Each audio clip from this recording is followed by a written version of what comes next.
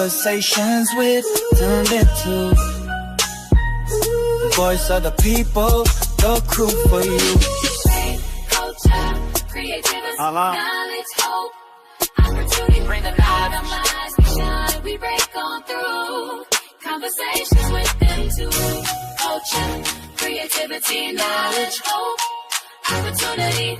Your voice matters, your gift shine through. Conversations with Them2. Yeah.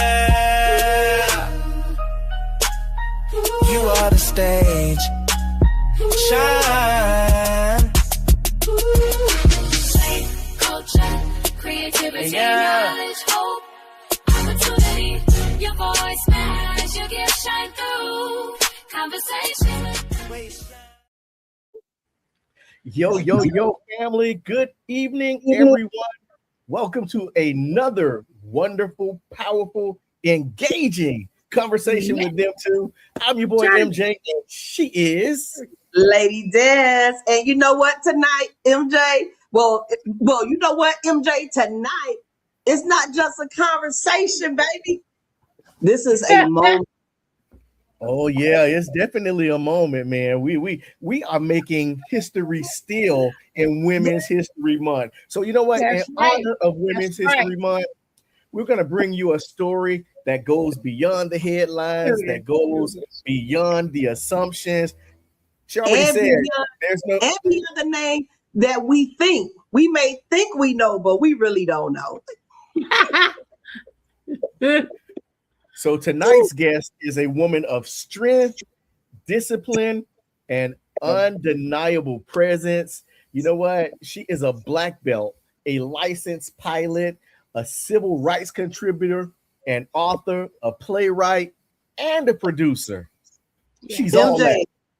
Listen, you forgot some stuff. She stood in rooms that shaped history, protected leaders, influenced generations, and still walks in her purpose today. Yes, ladies and gentlemen, we want you to welcome the phenomenal, the powerful, and the also beautiful Miss Khalilah Ali. Hello. Yes, hey, and just to be proper, it's Dr. Khalilah Ali. So you got it. You work for it, doctor. Yes, ma'am. It was tough. So it's so nice to be on your show. Thank you. It's definitely an honor to have you. Yes, ma'am. It's an honor to be with you. What you're doing, spreading information to the community, and that is a mogul challenge to let people be informed of people, because a lot of times when we don't know, and we need to know. Absolutely.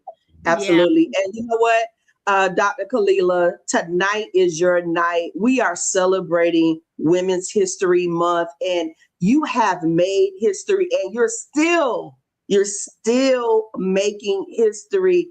Many people recognize your name, Dr. Khalilah Ali, but tonight we want the world to truly see you, who Dr. Khalilah Ali, beyond the public perception or their perspective of what they think of you. We want them to really truly see who you really are. Yeah, thank you so much. You know what? A lot of times when it's very sad when people are married and then they get divorced, you know, I can see how you can forget the other person, the other spouse, but not when the spouse is still continuing to share love and and it's a part of history. That's the thing. I don't want them to forgive me. I was just one of his wives and all of that. We did more than that as a couple, power couple, and what we created still exists. And we did that as a couple. These other women that were wives, they was with him, but they wasn't with him when he was in the struggle, and they didn't help build the legacy. Come on. So, you know what I mean? So they're just one of his wives, and I'm sure, they call themselves loving him and everything, but was all about the money, honey. It was always about the money. Wow. He didn't care nothing about him himself. So that's unfortunately, that's just my opinion, and I'm just looking at their actions that make me think that because of the action. But no, I'm being a part of this. As a matter of fact, my history stems from being and raising up in the leader's home, the Honorable Elijah Muhammad, the leader of the Nation of Islam, which I was there first before I met Cassius Clay. I was, we was running an organization that put Black people together as a unit, Black people who build the restaurants, clothing stores, supermarkets, shops. The first race of group established $1 billion business in the Whiting Fish Company. This is way before I met Cassius Clay. So I'm used to being around leaders and freedom fighters, before I met Cassius Clay. So, you know what I'm saying? Yeah. We hear you. We hear you. Go ahead, MJ. Mm-hmm. Yeah. So I have a beautiful legacy of history. This is not something new. It was nothing new to me as a teenage wife. I was able to cope and deal with it because I was trained that way. I was trained that way. It wasn't a such thing as I was too young and all that. I was full aware of what to do and how to do it. Oh, yeah. All right. Yeah. So Dr. Ali, before we get into Cassius Clay, even if we touch on that, we're talking about you, the woman, tonight. So you are a black belt, a licensed pilot, and that alone speaks to both strength and elevation. So what drove you to pursue both of those paths? Okay, the path of a black belt, I've always wanted to learn martial arts when I was a little girl. It was like when this Japanese man was telling me about it, who was a friend of my grandfather. He decided we should teach her martial arts.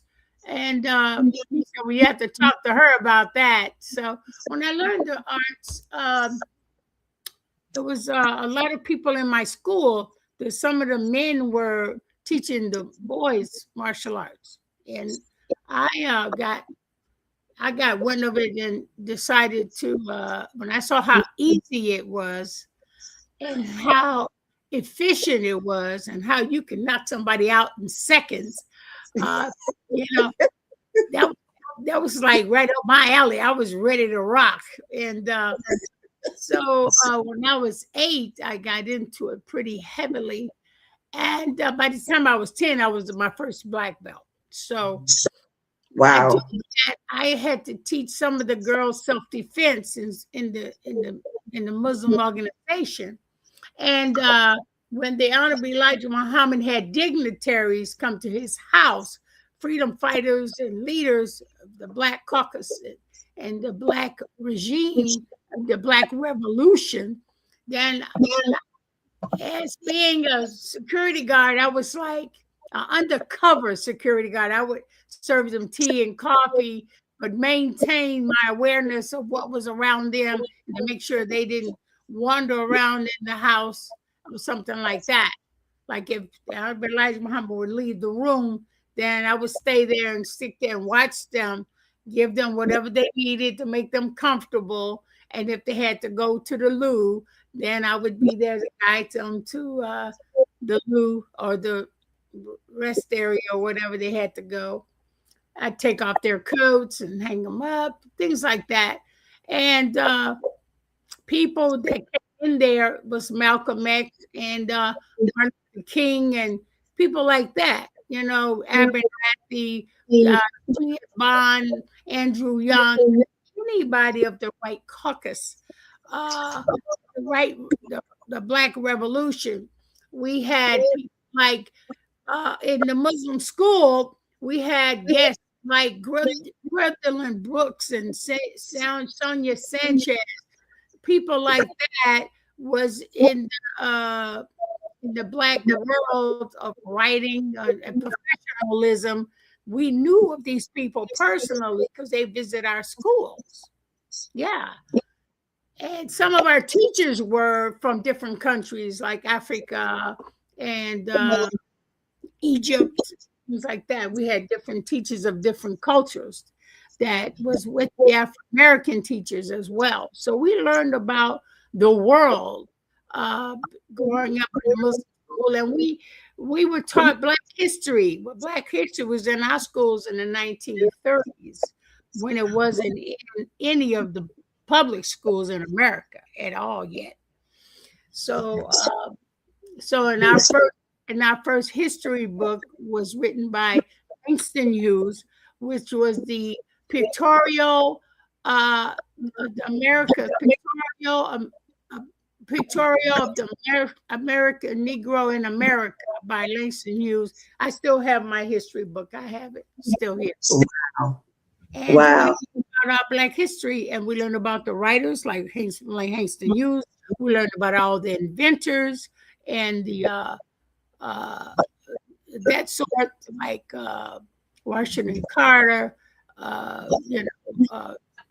Garrett Morgan, Bessie Coleman, who was the first pilot, Afro-American pilot. Okay. We learned about the Tuskegee Airmen, and we learned about the Red Wings. We learned about just about the Buffalo Soldiers that they had. Yes. And matter of fact, speaking of Buffalo Soldiers, then I knew Gordon Parks, who was one of the photographers, and that was on the magazine several times.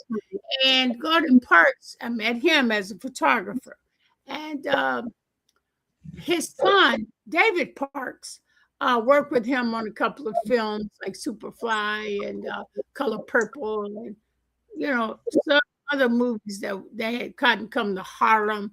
So me and David Parks and I are friends today, and he reached out to me, and he's writing a story on Buffalo Soldiers. And the first time that I saw Buffalo Story, it was in a movie. I'm a big movie fan. I love television, and so my best actor friend that I admired, I didn't know him personally, but I followed John Wayne movies, and Woody Strode was a very popular, tall, dynamic actor that worked with a lot of big stars.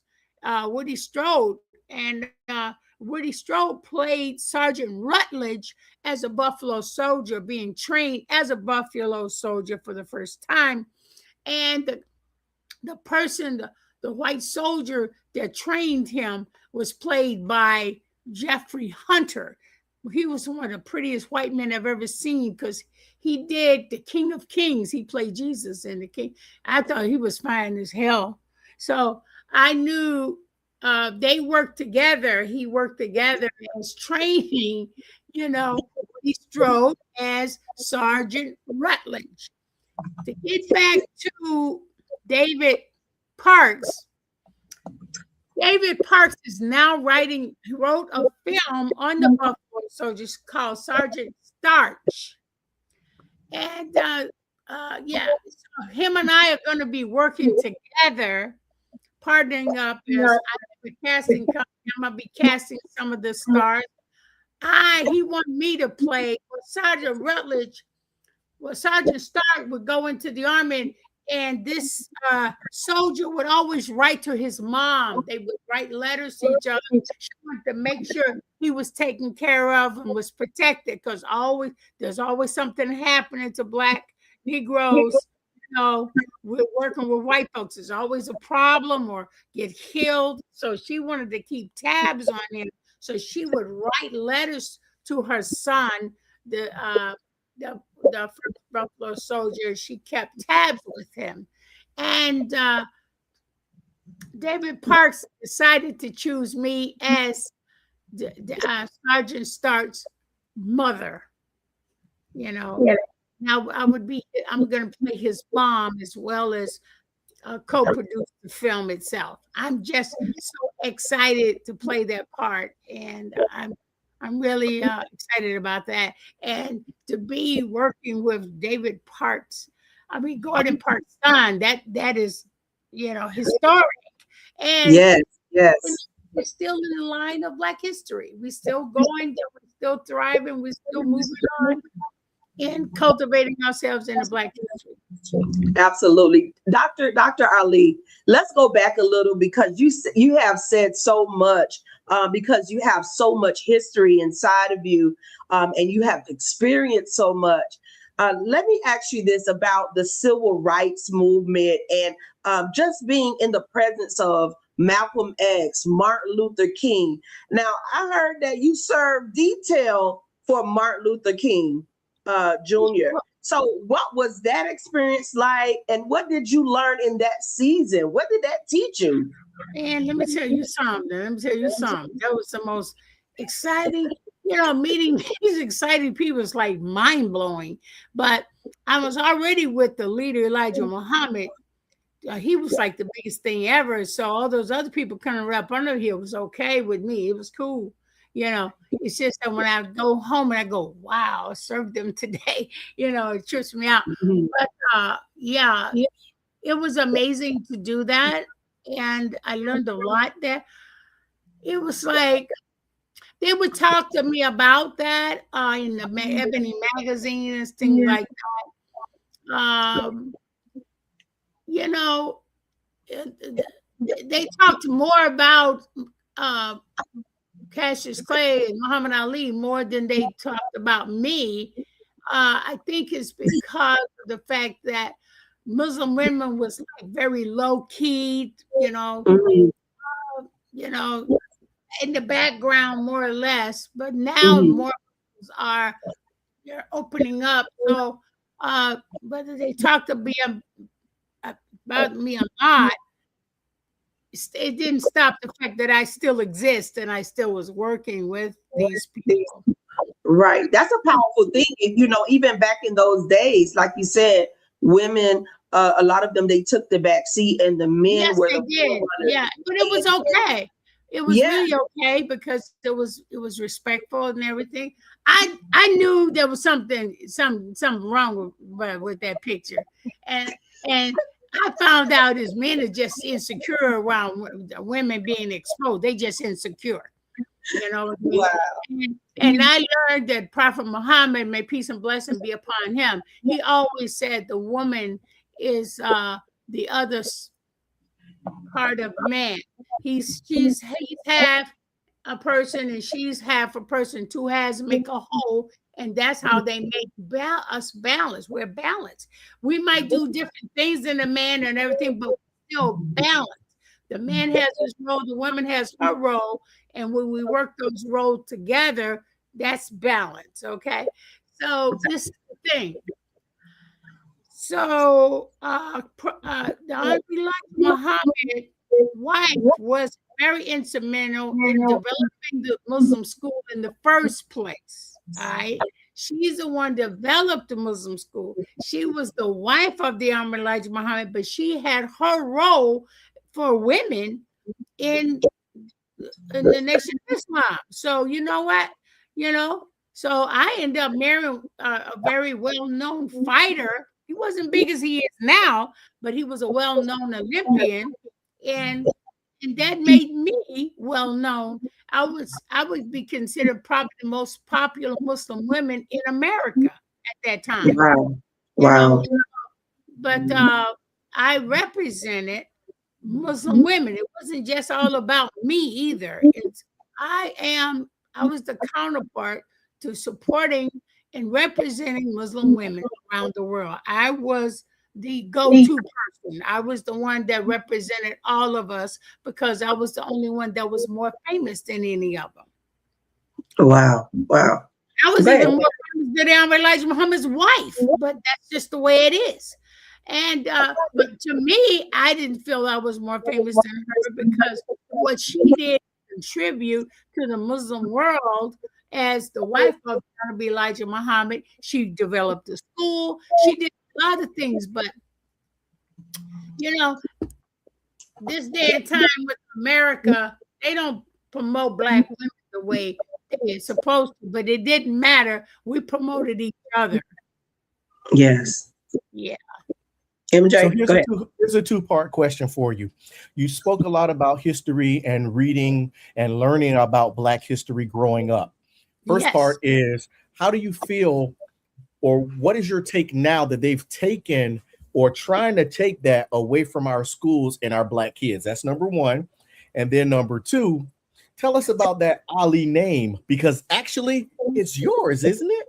Yes, it's my family name. Yes, sir. Exactly. Break that down for us as well. Last Muslim last name. Yes, sir. Yes. And Elijah Muhammad added Muhammad onto that last name, and he became Muhammad Ali. Yeah. And he had to become Muhammad Ali before we got married. So when we get married, I wouldn't have to take the Clay name. Wow. You know what I mean? So we had to name him before we got married. So people can get it straight. You know what I mean? They thinking you know that he took my name. That's why writing books is essential. So this is the thing. Now, when you said that, my dear friend, there was a lot behind that. And it was a lot behind that because of the fact that he was let's see, I got two phones over here buzzing. I don't know which one's which. Anyway, so there's a whole story. That's why I want people to read my book.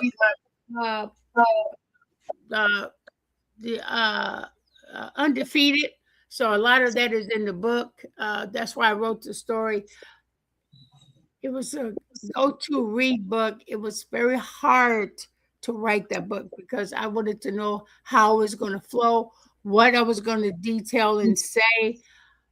And it's very hard to not say what I really want to say. But I find it in the Muslim religion, we're trained not to backbite. And backbiting is a very bad thing to backbite because people are human. People are going to make mistakes. So I didn't really want it to backbite Ali because we actually built this legacy together. He might have his weaknesses, but building this legacy is bigger than both of us. So it cannot go into a personal thing. It has to go into a united thing for the people. And a lot of our women today should get like that. Quit blasting yourself on Facebook about your business and blasting about what somebody did to you, because what they did to you was opening what you can be yourself. You know, anytime something bad happens that you think is bad, it's probably saving your life. So, you know, God is always guiding all of us, all constantly. Life will do its thing, but God is teaching us to take the bad things and look at it as a positive thing, not look as a learning thing. You never would learn if things didn't go bad. You would never learn ever. You're not going to listen if somebody just outright told you the truth. You ain't going to listen anyway. So something has to make you move. Something has to make you make a choice. So when bad things happen to you, you say, thank God it happened to me because he was setting up you for something better and bigger. So, so it's, so I didn't want to. Ali found out I was going to write a book, and he went and told his manager, well, man, we gotta have to get the first plane out of the country if she's going to write a book about us, because we're dead, and he knows if I write a book and I say what he said, he's finished. He is destroyed. But this is the thing. I don't want to destroy him. I'm here to share with him for the good things that we put together. We brought children in this world. We worked together and built a legacy. that nobody did but just us two. Then we built our family. We have to continue to raise these families, and it's not good to badmouth the children's father. You know, he can do that all by himself. You know, I don't need any help from me, because he've already broke their hearts in different ways. But this is the thing. This is part of growing up. They're going to find out these things. You know, nobody's perfect. I'm not perfect. He's not perfect. We go through things emotionally. Sometimes it's to us and it breaks us down.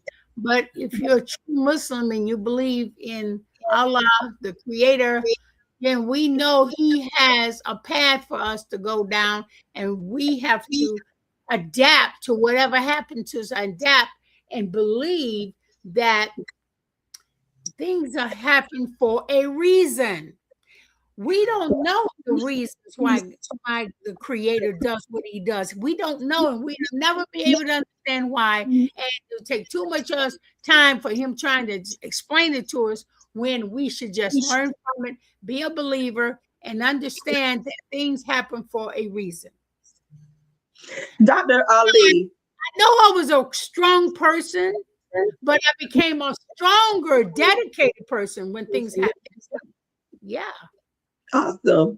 Dr. Ali, we're going to pause right here. MJ, you want to go ahead and set the room? Hey, family, it's Conversations with Them2. As always, it's the Shenanigans Crew. I am MJ. She is Lady Des. And we are speaking to the phenomenal Dr. Khalilah Ali, who's got so much wealth, information, knowledge, and most of all, beauty. She is definitely a beautiful, beautiful woman. Des, if I can, Dr. Ali, now we heard something about, say, Thriller in Manila. What's your story about the Thriller in Manila? I was a Thriller in Manila, that's for sure. So give us the story behind that. Yeah. Well, you know what? To be honest with you, I was I told Ali, I came up with that one. I bought a gorilla, 75 cents, little rubber gorilla, and we was going through some hard times. He was having his little girlfriends and everything, and I said, if I see your girlfriend, if she shows up at that fight, it's gonna be a Thriller in Manila. And he took that monkey and stole my line. You know, I said, what? He liked it. He said, I like it. I'm a Thriller in Manila. I'm the one that said it was gonna be a Thriller in Manila. If his girlfriend showed up, if she showed up, she's gone. I'm gone. I'm taking her out. You better hide her good. You better hide her good. Veronica, Layla's mom. That's what I wanted. You better hide her good, because she's going down. I'm taking her out. I'm sorry. Wow. Manila. So he took it and put it on his platform with Frazier. You know? Right. Yeah. Hey, MJ, you know that's something serious. Time to mess y'all up. See? That's right. Pray for this brother. I'm telling you. Yeah, it was Miller. Yeah. Yeah, there's little things that I would say that he would just take it. He would just steal off. I didn't mind, you know. If the shoe fits, go ahead and take it. I don't care, because I've always suggested things time to time, you know, just from time to time, not all the time. And then people around him, like Boudini Brown, he came up with float like a butterfly, sting like a bee. That's how I got hired to be with us, because of that. And wow. And he was a very loyal, a little crazy. He had his little issues and everything. You know, Jamie Foxx played him. He had his little, you know, issues. You know what I'm saying? But with all his issues and everything, this man was loyal. He was loyal to us. He protected us. He did everything in our favor. He was always there by our side, no matter what. That's why I say, don't be talking about people publicly, because they got their issues, they got their little weaknesses. But that man was loyal and and trusting. You know, you could trust him around my family, my children.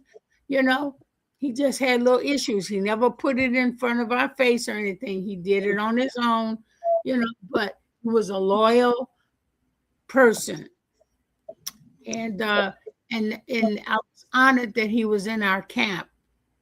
You know, he was very protective of our family. So that's why I say it's not good to put out bad dirt on people, because if you're gonna throw a stone, you gotta make sure your house ain't made of glass, and all of our houses are made of glass, all of us. So it's not good. You know, I can't stop things that he does in public that people see. That I can't stop. And I can talk about. I just won't talk about in a bad way. You know what I'm saying? Because we need our men to be leaders. We need leaders. Absolutely. Have their weaknesses, but they'll grow out of it. You know, they just have to go through something. They're trying to find their way, you know. And Muhammad lost his way, so I had to let him go. But I told him, I said, look, we gotta be friends. We got to be family. We got to still raise these children. We got to be friends to each other. We can't hate each other. We can't show that to our children. We cannot show that to our public either. We cannot do that to each other. So there was a moment we had a little problem, but we worked it out by being friends, raising our children, and keeping the faith. He's a great, talented person. He's always been a great champion to me, because I like his dedication to his training. He's good at that. Nobody can do it better than him. I've seen it work out, you know, and everybody who's in any kind of sport should be as dedicated as Muhammad Ali was to his art in boxing.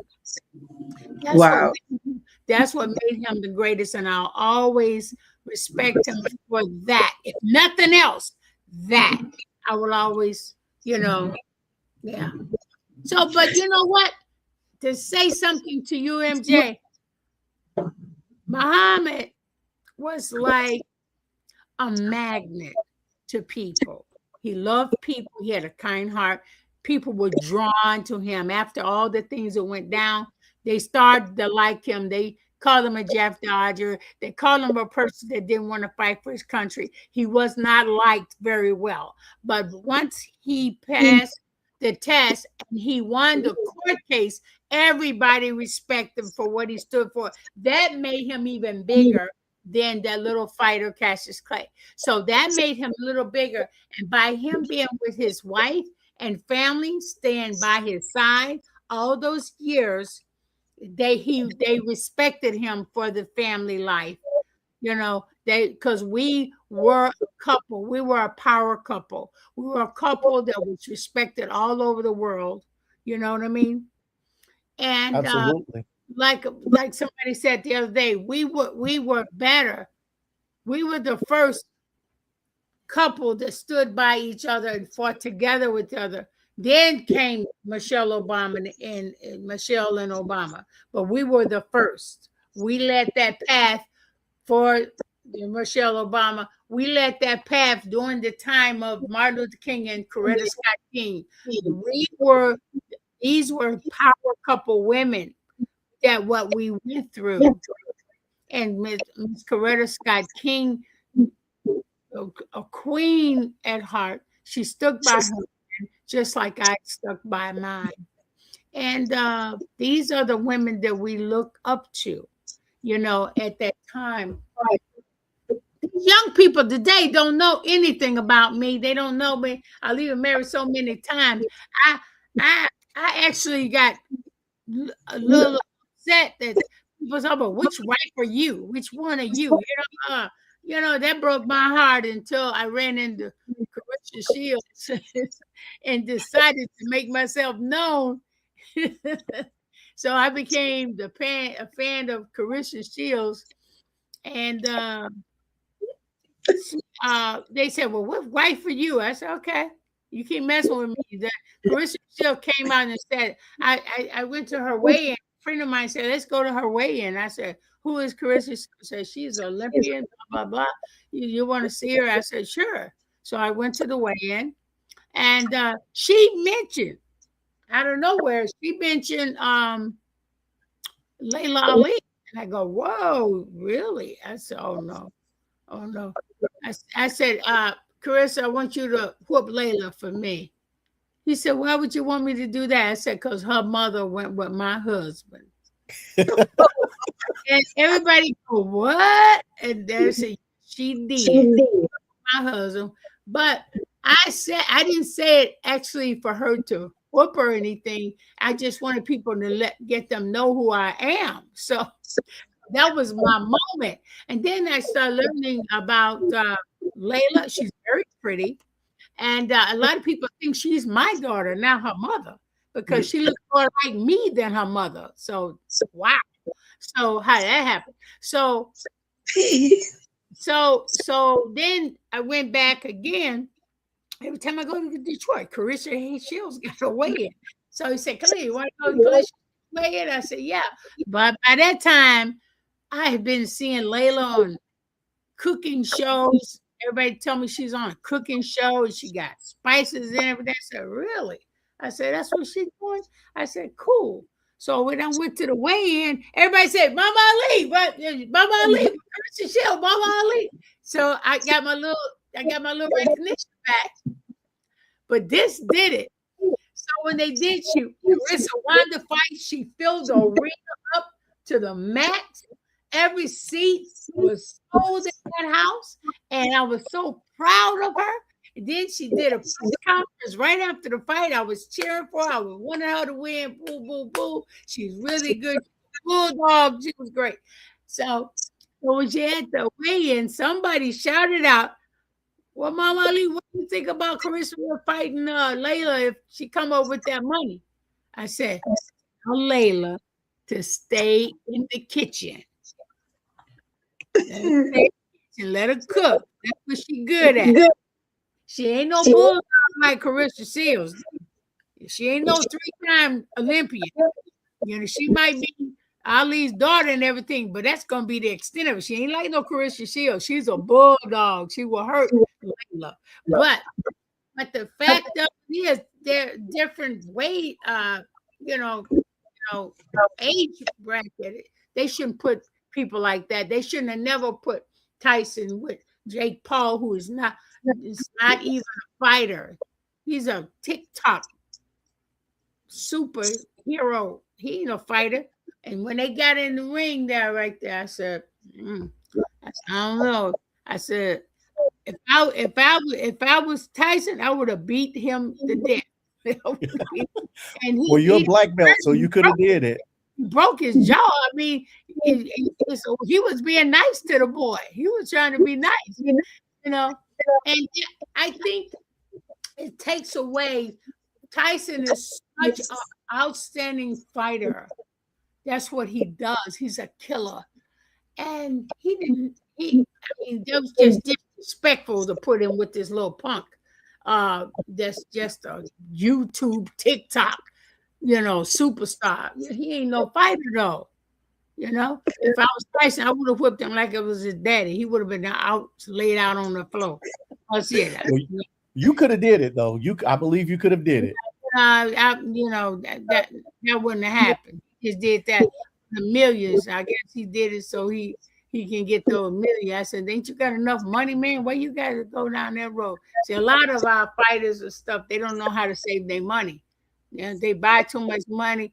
I mean, he got a farm, he got this, and then when he got that little money, he want to buy another house. It's just, they go to the extreme. They don't have to use all that. Stay in the papers and pay in the news. I bought this and I bought that. I got this. You're setting yourself up for somebody to rob you too. It ain't nobody's business what you got. Wow. Dr. Ali. It's the life story of fighters. They always screw up and don't, save their money and everything. They know for that. So I can see it. I can dig it. Dr. Ali, listen, you have a wealth of just history, experience. Tell us about this production company. You even have a production. Okay, you so didn't check this out. Anything about that? We want to hear about that. Yes, see, back in the day, I did a couple movies. 1978. Somebody said Ali doing a movie. That was doing our divorce. I wasn't gonna do no movie with him doing the divorce. I wasn't doing it. I said if I become famous as a movie actress, it ain't gonna be with him starting and helping me do it. I want to do it on my own. So I refused to be in the movie, but they cannot write a movie about Muhammad without me in it because we were the chief major factors of the Ali legacy. There's no way they can write that movie without me, because if they did take me out of it, it'll be Cassius Clay, fighter. That would be the extent of it. So when with the Muslim, that was a horizon.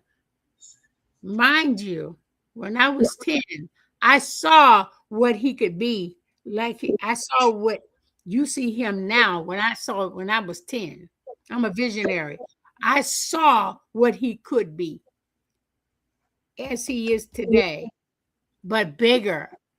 Oh, much bigger than he is now. Oh, he would have been a mogul. If we had stayed together, he would have been really big. It wouldn't be like it is. It would be huge because I had some plans for him. But he was satisfied. So let him stay satisfied. I'm gonna keep climbing the tree. If he want to get off of that branch, he can get off. He got off. He's gone. I'm still climbing until God takes me out of here. I must keep climbing because I have something to offer for our young women. And speaking of having something to offer, you've created a children's coloring book that focuses on manners, right? So tell us about that. Why was it important? It was important because MJ, they did this. When I took my whole and sacrificed my whole life to be with my husband, to help him. And then I had to stop. I didn't know where to go. I didn't know what to do. Wow. I got married to stay married. I did not phantom him going off like that. He didn't want me to leave him, but I had to let him go. I am not going to allow no man to disrespect me or disrespect my family, And even if you see men with women who will stay with them when they're doing these crazy things, they accept it. I ain't accepting nothing. And I ain't accepting no disrespect. You got to go. You know what I'm saying? You got to go. Now, the fact that I didn't tell you what he did to me, other than just cheat on me, he did something way worse than that, sweetheart. And I wouldn't want to put no woman through that. And I ain't talking about that part. I will talk about my legacy because it's big, it's beautiful, and it was something we developed together. And that part we're going to keep together because that's where my love live. That's what happened. I didn't know what the hell I was going to do or what I was going to do after that, after the Muhammad Ali rise. So I read a book on Prophet Muhammad, may peace and blessing be upon him. It was one of the prophets, like Jesus, like Moses, like Noah, like Abraham. And you know what I learned about all of those prophets? You know what I learned about them? They had the most excellent reputation being respectful, being humble, being modest, and have the utmost respect for our women and our children. If we could teach our children to be respectful and well-mannered, good hospitality, if we could teach our children that, we will have more good men and more good women and more better families in the world today. So what did I do? Make a coloring book to teach these children manners, things that only grandmothers taught us coming up. And so we won't lose those values, because the grandmothers today are too young and too cocky and too stupid to even teach you anything. They're being controlled by their children, put a big guilt trip on their ass.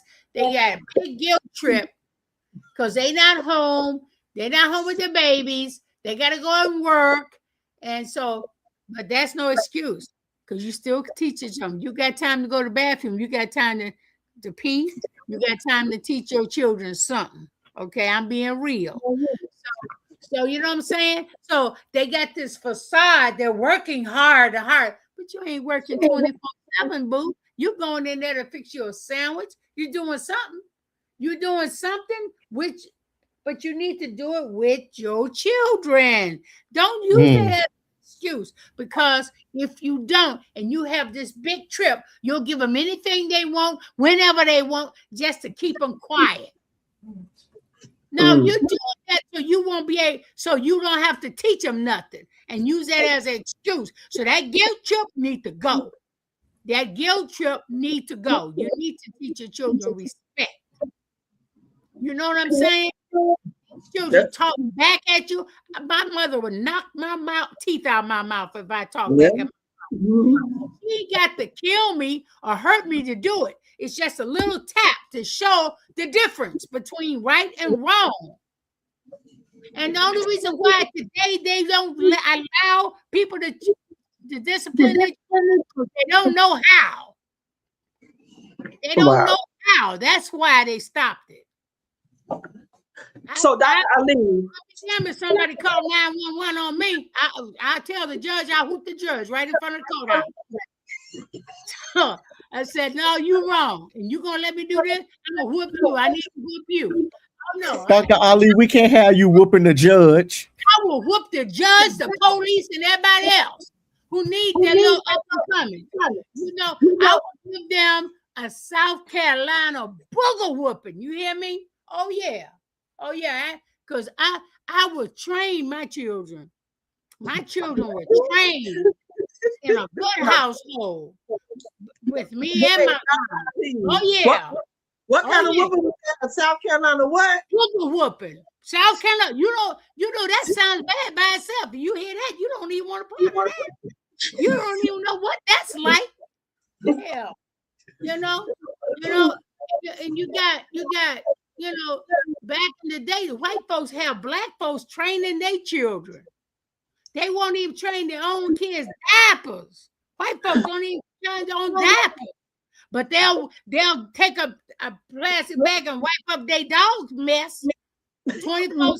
They'll clean up their dog shit all the time.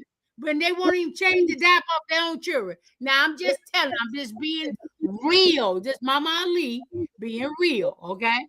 All right. That's all right. Dr. Ali, tell us how we can find this dynamic coloring book about manners. Because y'all better get this book. Let me tell you what I did. So, if we can get our children to do manners, that was my first book I did. You know what? So I made up these books. I mean, like, don't wear your cap at the dining room table. Don't use your cell phone at the table. Don't cough and put something over your mouth before you cough. Don't walk on the wrong side of the street. When a man walk on the side of the street, the man's supposed to walk on the outside near the curb.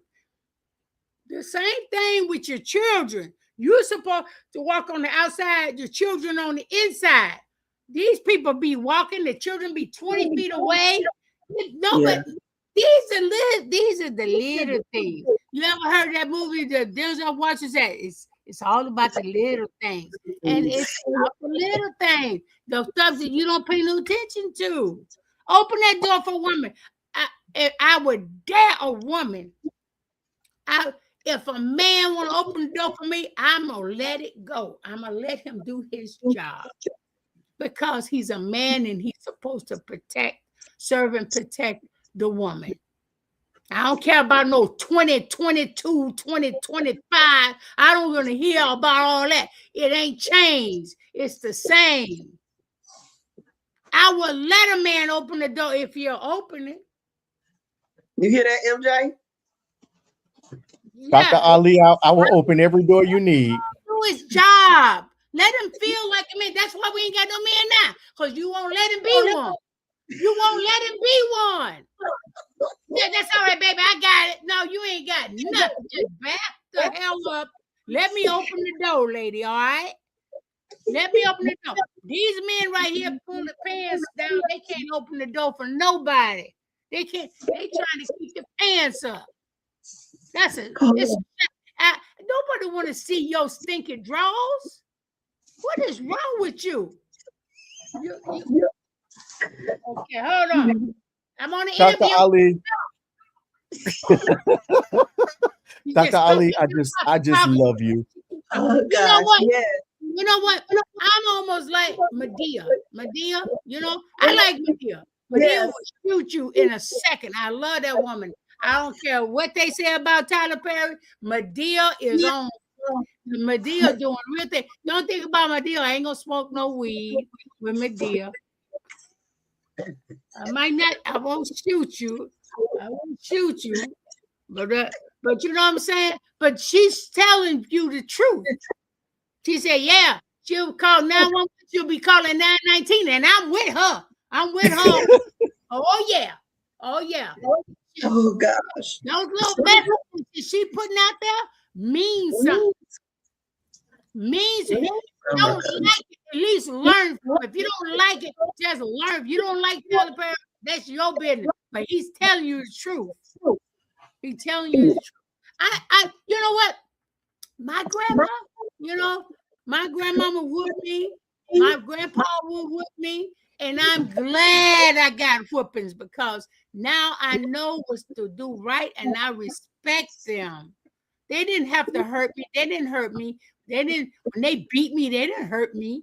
They just said, no, baby, no. And they will not give me something if I did not earn it.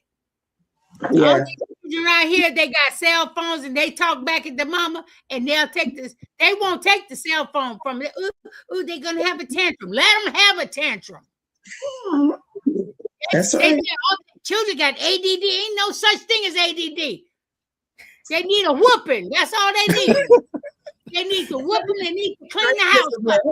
ADD will be gone. You hear me? Ain't no such thing as ADD. What the hell is that?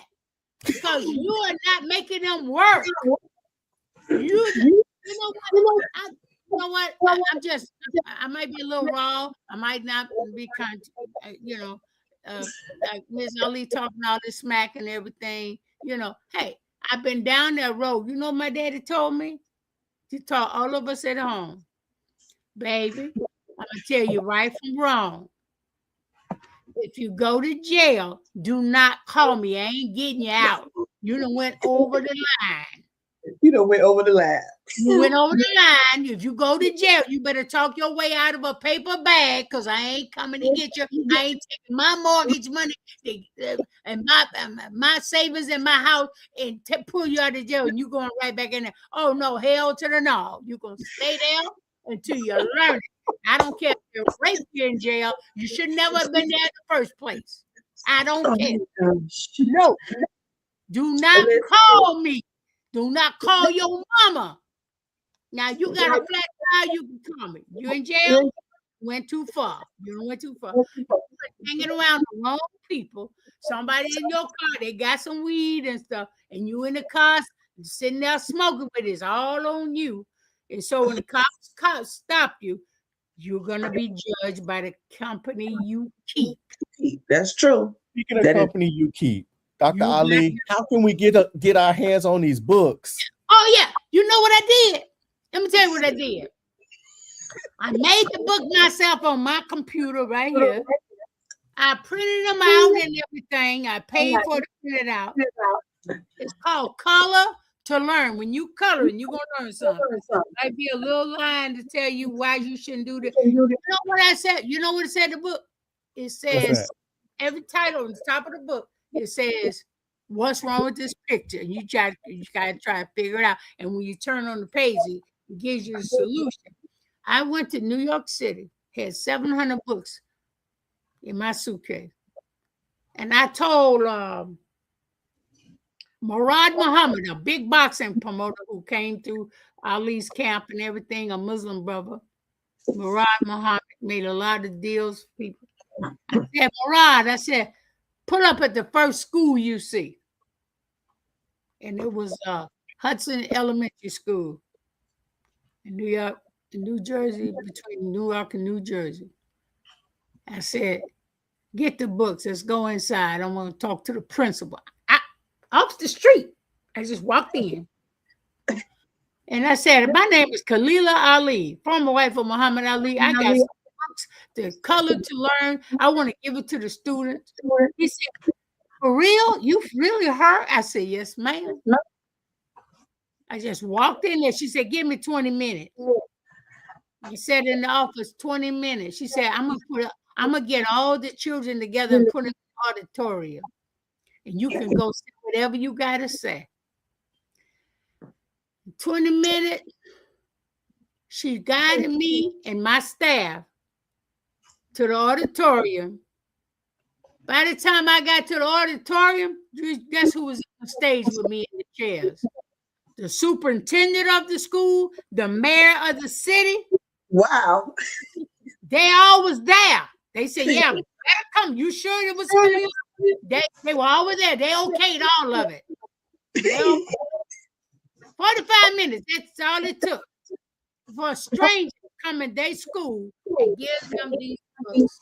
And if you want to see me, go to YouTube to Hudson Elementary School, Khalilah Ali, and you will see them how they address me.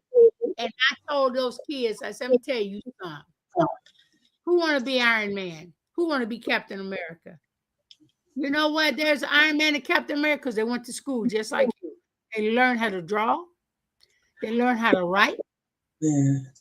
And they made the Avengers. I love the Avengers, especially Captain America. He's always telling Iron Man to watch his language. I love that. Yeah. Watch the language, right? And he says, excuse me, watch your language. I listen to these things. And then they was like in shock. You should hear them on the video saying how shocked they were that I was there out of nowhere, went to that school. And usually you can't do that. Usually you can't do that.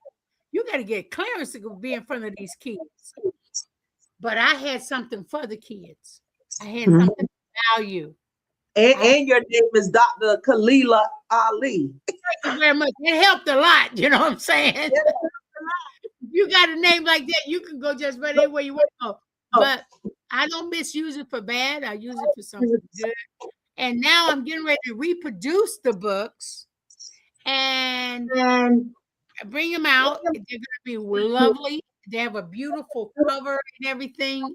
And if we can teach our children manners and respect, MJ, to respect their elders, to respect their families, to respect them. I don't care if your mama is a drug addict. I don't care if your daddy is a wino. I don't care. God used them as a tool to bring you into this world. They're just trying to find their way. Half of the time, they're probably a drunk addict or drug addict because of your bad butt. You make them. You probably the culprit of the whole thing. You know, and you just created a monster. You took away their phone, they want to beat you up. Then you have created that monster. Just no means no. You don't buy them stuff when they don't deserve it. You don't buy them something to pacify them. No, you need to teach them the respect. Don't give them nothing. Make them work for it. Make them clean up their room. Make them do their homework. Teach these children discipline. Yes, yes.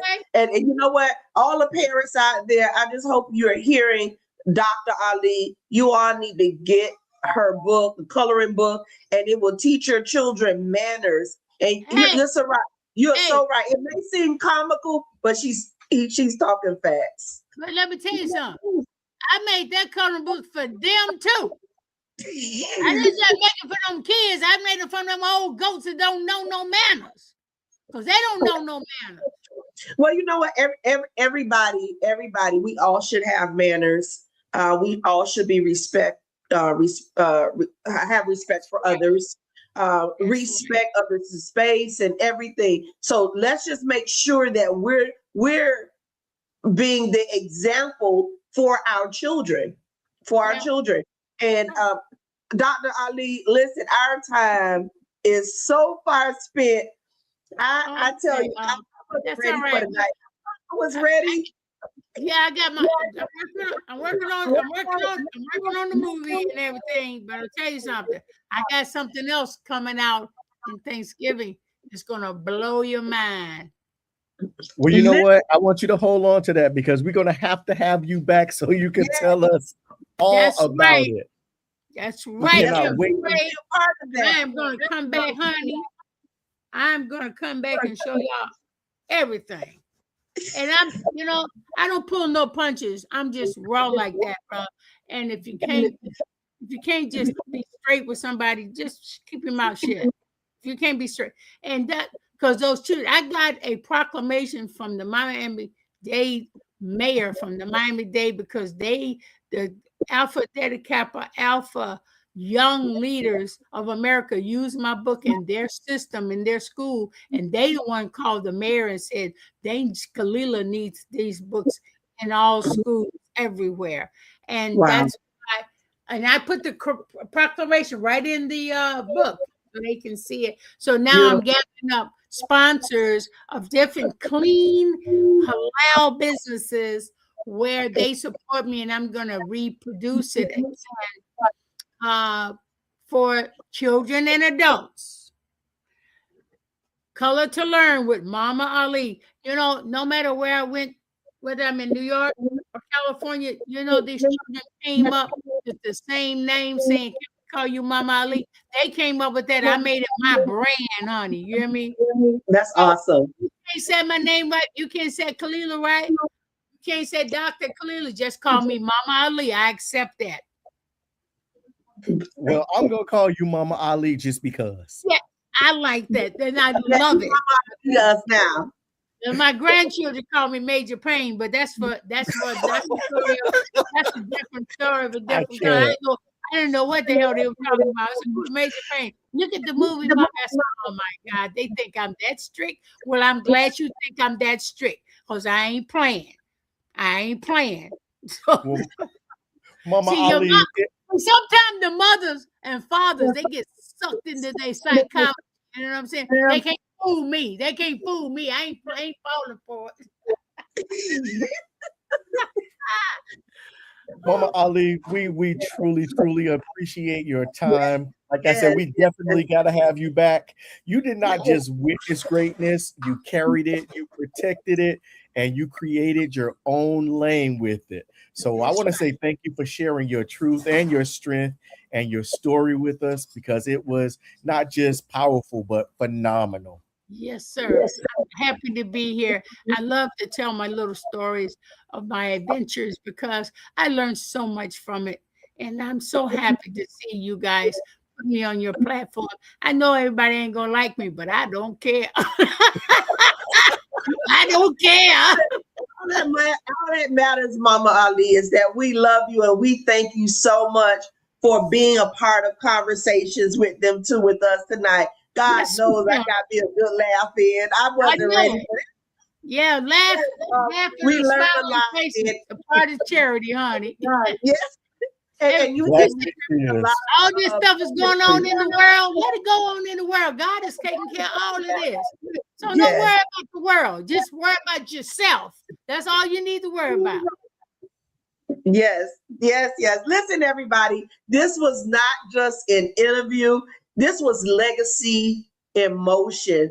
And this is history being created in front of you daily, on the daily basis. And she's having something coming out in November, before Thanksgiving, I believe she said. So we want to be a part of that. We would love to hear what Mama Ali got going on coming up. So I want you all to stay connected. Stay connected to Dr. Khalilah. I'm getting ready to change the sports world. All right. I'm getting ready to add something to the sport. The women and men of sports. It's going to be for both of them. All right, family. Well, you heard it right here first. So you don't have to stand next to greatness and you don't have to be connected to greatness. But I want you to remember, Mama Ali has already told you, you got to be kind to each other and you got to be kind to others. I want you all to remember that you are the stage. We do this each and every Monday night at 8 o'clock in the PM. And keep watching because Mama Ali send me that link every Thursday. If I'm in town, I want to check y'all out. You know what? You know why I do what I do? Because God created all of us. And to see all of you, we have so much to live for. We have so much to give to each other. Our people are beautiful. And I want them to see their beauty. And, you know, and people must stop and say that to each other. They have to say that. Absolutely. They worried about black and white. What are you talking about? The answer to that question, what I was telling you, what about the Black history? It's all our history. The same people that put people enslaved are the same people that gave freedom to people. So it's all intertwined together. You can't learn one without the other. I don't want to hear this. I feel bad and all that. Too bad. You didn't do it. But you got to learn that both sides of the parties gave us freedom, you know, as well as giving us slavery. But we had to learn from them. Yeah. Yes. So listen, everybody, we want you all to follow us. Like MJ said, every Monday night at 8 p.m. Conversations with Them2. God knows I had me a great time with Dr. Khalilah Ali. Mama Ali. Thank you, man. Thank you. MJ going down that road. I like that. Yes. Ali. I love being everybody's mama. And we want you all to connect with her, follow her, support her coloring book for adults and children, because we're never too old to learn. We're never too old to be teachable, right? Because to learn. World keeps evolving, things keep changing, and you know we should always be open to want to learn. And we just want to thank you all so much for being a part of Conversations with Them2 on tonight. And I guess that's it, MJ. Get off the stage, Lady Dan. Get off the stage. Drop the mic. Thank you. Mama Ali, stay on for a few. Hey, can I remember to say one thing? Don't count the days. Make the days count, baby. There you go. Mama Ali, stay right there. Don't go anywhere. Okay, I'll stay right